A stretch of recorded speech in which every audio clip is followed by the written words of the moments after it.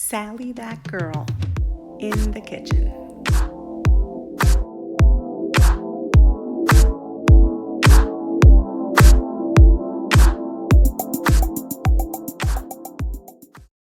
Hi everyone, and welcome to another episode of Sally that girl in the kitchen. In today's episode, I'm going to be teaching you one of my most requested recipes. Yes, this is the Tapada de papa y queso, also known as a potato and cheese boreka pie. You may have heard of borrecas before, those yummy pastries filled with potato and cheese. It's a Sephardic-Turkish delicacy. Well, instead of doing them the classic way, I'm going to teach you the way my grandmother and my mom, and probably my grandmother's mother and grandmother before her, have been doing this for generations. It is the classic boreka recipe with the yummy crust and the delicious potato and cheese filling. But instead of making them individually one by one, we're going to make it in the shape of a pie. We are going to bake it off, and then we're going to serve it in slices. It makes the job just a little bit easier, and it is just as yummy. You are going to absolutely love it. So let's not wait another second. Let's get started. For the filling of your tapada, you will need 3 medium potatoes, 7 ounces of crumbled feta cheese, 8 ounces of shredded Gouda cheese, 10 ounces of shredded Parmesan cheese, and 3 large eggs.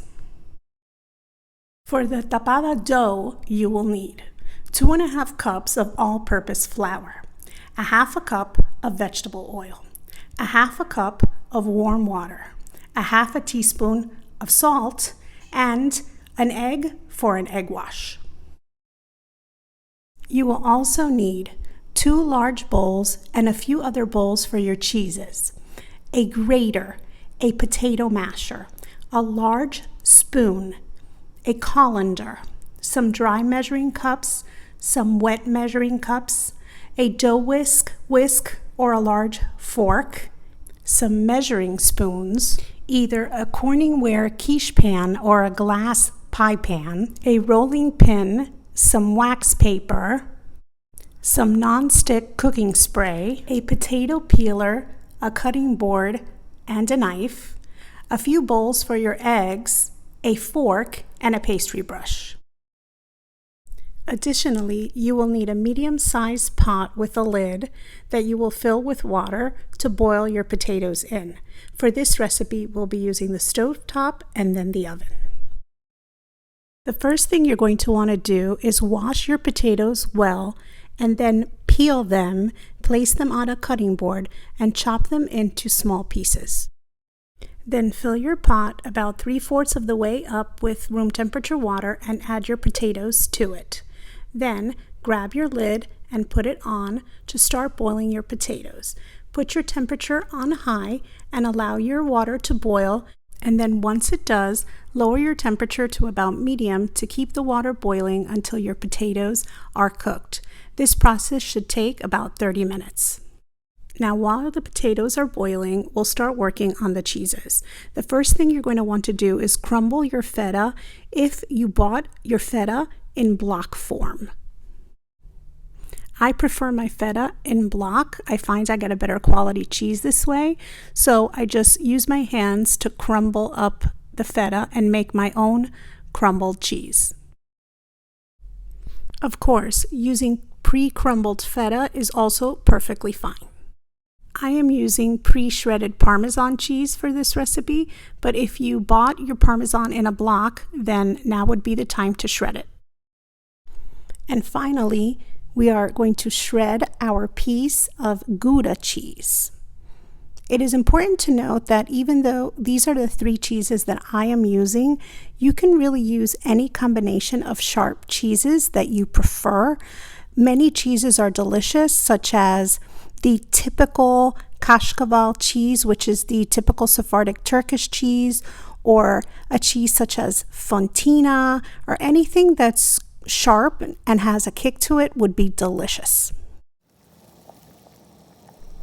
So at this point, it's been about 30 minutes since we put our potatoes in to boil, and they should be about ready. So use a fork to test them and see if they come apart easily. If you notice that they do, then turn off your burner and grab your pot and take it over to your sink to drain. Now give your potatoes a nice shake to eliminate any water, and then transfer your potatoes into a large bowl. Now while your potatoes are still warm, grab your potato masher and give your potatoes a nice mashing. Now once your potatoes are nicely mashed, you are going to start adding your cheeses. So first, let's pour in the Parmesan cheese. Then on top of that, we are going to pour in our shredded Gouda. And then once we've gotten all of that in, then we will pour on our crumbled Feta cheese. So now, using your hands, mix the cheeses in to combine them with the potato. Continue to do so until all of the cheeses are well distributed and well incorporated. Now at this point, before we add in our eggs, I like to taste it because I want to make sure that it doesn't need any salt. Notice that I hadn't added any salt at all until this point because the cheeses I'm using are quite salty. So taste it, and then if you feel like you need a touch of salt, now would be the time to add it. For my liking, it's perfect, so I won't be adding any. So now, grab your eggs and break them into a bowl. Using a fork, beat them really well, and then add them into your potato and cheese mixture, incorporating them really well. Use your hands, as there is no better way to incorporate the beaten eggs into your potato and cheese mixture. This is what your filling should look like once all of your ingredients have been well combined. So now that our filling is ready, set the bowl aside and let's get started on our dough. The first thing you're going to want to do is measure the flour into a large bowl, and to that add your salt. Then, using your dough whisk or a large fork, combine the salt well with the flour. Once you've incorporated the salt very well into the flour, then grab your oil and pour it on. Once you've poured all of your oil in, grab your whisk and combine the ingredients. You are going to notice that as you stir and turn your bowl, little by little, you are going to be forming small pebbles. That's what you are looking for. We want the flour mixture to absorb the oil, and you are going to notice that small pebbles start to form. Keep stirring until all of the dry ingredients have become saturated by the oil, and now you can no longer see any dry flour. All you see are these pebbles that you just formed with your oil and flour mixture. Once you get to this point, then grab a measuring cup, measure out your water, and take it to the microwave to warm it. You are looking for the water to be lukewarm, not super hot. Once you've achieved that, bring it back over to the bowl, and then we are going to pour our water into the mixture. Once you have poured all of your water in, grab your dough whisk and then continue to incorporate the ingredients. At this point, what we are looking to do is to form a dough. So continue to mix and combine the ingredients until they start to resemble a dough. Once you notice your ingredients starting to come together, then switch to your hands, because there's no better way to knead dough than to use your hands. Continue to knead the dough with your hands until you have formed a nice cohesive dough. Your dough is ready once you've been able to pick up all the pieces of flour from the bowl using the dough, and you notice that the dough has come together and is holding its shape together very well. This is what your dough should look like when it is ready to be used. This dough can be used for many different types of tapadas, and it can also be used to make the delicious borrecas that everyone loves so much. The benefit of a tapada is that you don't have to shape them one by one the way you would when you make your borrecas. But if you choose to use the dough and the filling to make individual borrecas, then that is fine too. It works perfectly for tapadas or for borrecas. And even this filling is absolutely delicious in a borreca. So now that your dough and filling are ready, preheat your oven to 350 degrees as we are getting ready to put together our tapada.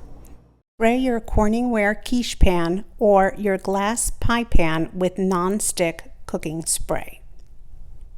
Then grab your wax paper and cut off 2 sheets that are slightly larger than the diameter of the pan. Now grab your ball of dough and place it on top of one of your sheets of wax paper. And using a dough scraper or a knife, divide the dough into 2 parts, one for the top of your tapada and one for the bottom. Set one of the pieces aside as we will first use one ball and then we will use the second. Now grab one of your 2 portions of dough and place it on a wax paper and cover it with the second sheet.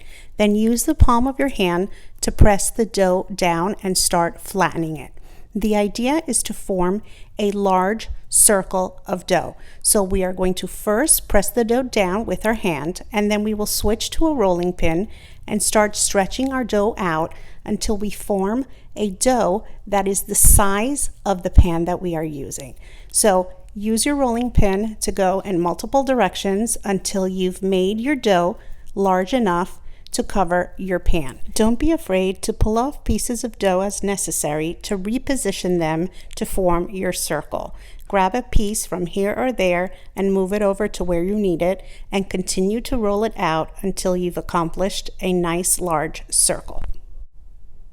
Once you have formed your circle, peel off the top wax paper and then use the bottom sheet to help you transfer the dough onto your pan. Just turn it over as shown and then carefully peel off the second sheet of wax paper. Once you've done so, then very gently using your fingertips, you are going to spread your dough up the sides of your pan. Notice how I very gently, using my fingers, bring the dough up the sides. Now, once you are happy with your results at covering the bottom and the sides of your pan with the dough, use a fork to prick the dough about a dozen times. Now, once again, grab your wax paper and your dough, and you will repeat the process that you did for the bottom layer of your tapada. You are going to do the same exact process to create the top layer of dough. Once you have created your top layer of dough, then grab your bowl with your filling and a large spoon and bring it over to your pie pan that has already been layered with your first dough. Then, using the spoon, scoop the filling into your pie pan. Now, you may have some filling left over, as I like to fill my pan just to the top. I don't like it to be too full, but if you want to use all of the filling, of course you can. I kind of like to have a little filling left over that I can stick in my freezer for whenever I get the urge to whip up a quick batch of dough and make a small batch of bourrecas.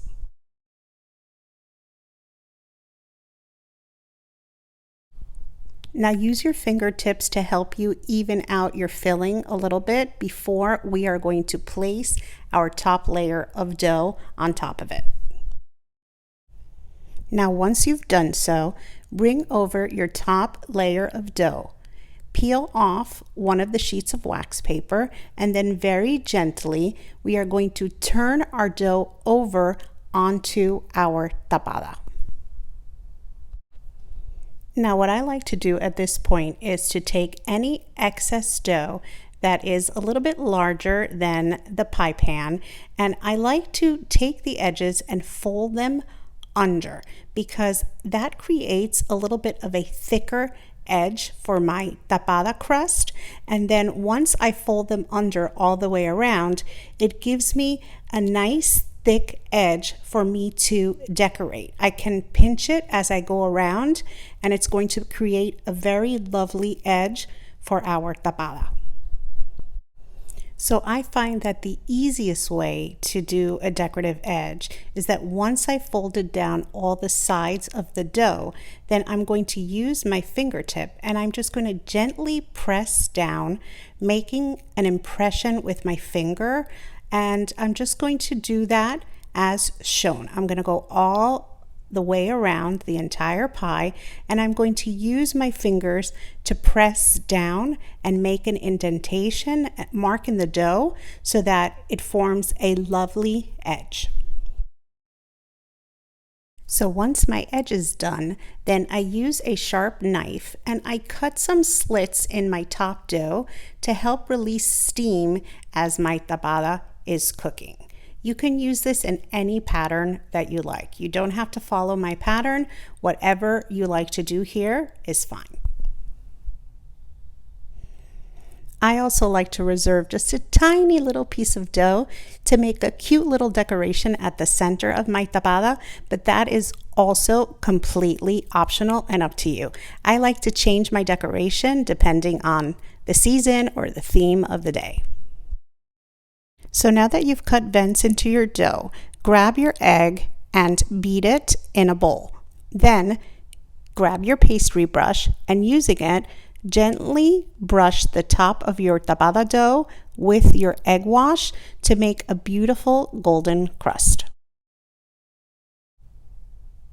And now for good measure, grab your knife once again and retrace the slits that you created, because sometimes the egg tends to cover up those vents and we definitely want our steam to be able to escape. So now our tapada is ready to be put in the oven. It looks absolutely delicious and it is ready for baking. So now grab your tapada and very carefully place it in your hot oven to bake. Then set a 40-minute timer so that you know when it is ready. After the 40 minutes have passed, we have a beautiful, lovely, golden, incredibly smelling tapada. The smell is absolutely incredible. It smells like fresh borrecas, as it is the same dough and filling that we would use to make those. It is absolutely incredible and everyone is going to love it. So now, of course, comes the best part. We are going to slice our tapada and we are going to take a taste. You can cut this tapada into as many slices as you want. I am going to be cutting it into 16 slices, but if you rather a bigger slice, then you can slice it into 8. How incredible does that cheesy potato filling look? That is an incredible filling that everyone is sure to love. I can't wait another second. I have to try it. Look at how flaky that crust is. Notice how it just completely flaked open as I cut through it. And look at that cheesy filling. Smells incredible. Wow. It is absolutely delicious. You are going to love this recipe. That incredible cheese and potato filling and that flaky crust. I need to grab another bite. Who am I kidding? I need to have another slice. This is absolutely delicious with that yummy flaky crust and that cheesy filling. You are going to love this recipe. Now, how incredible was that? This is a delicious recipe that you and everyone who tries it is going to love. Do not be intimidated by it. The dough comes together super quickly. I tend to just throw a dough together at any given moment and stuff it with all kinds of things when I have some leftover ground beef or anything I have in the fridge. It is absolutely delicious and versatile, and you are going to love this recipe. Trust me. No, better yet, don't trust me. You're gonna have to try this recipe yourself. If you've enjoyed today's recipe, don't forget to like, comment, and share. And of course, remember to subscribe to my channel so that you don't miss out on a single amazing recipe that I have planned for you. See you next time. Sally that girl.